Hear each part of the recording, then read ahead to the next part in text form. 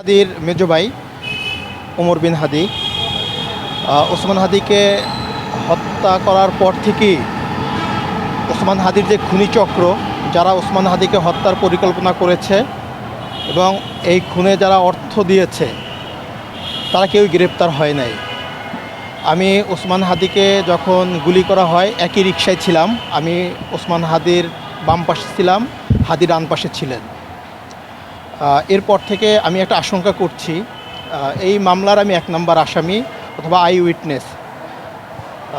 এরপর থেকে মানসিকভাবে আমি একটু বিধ্বস্ত, যেহেতু আমি শুটারকে দেখেছি এবং খুনিকে আমি শনাক্ত করেছি। আমি আমার জীবনের নিরাপত্তা নিয়ে শঙ্কিত ছিলাম।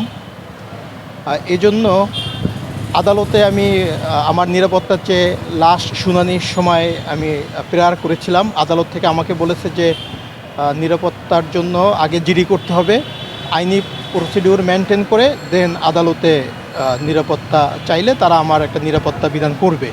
তো আগামীকালকে 25শে জানুয়ারি ওসমান হাদি হত্যা মামলার শুনানি। এজন্য আমি আজকে এখানে আমার এবং ওসমান হাদির সন্তান তার নিরাপত্তা চেয়ে এখানে জিডি করেছি।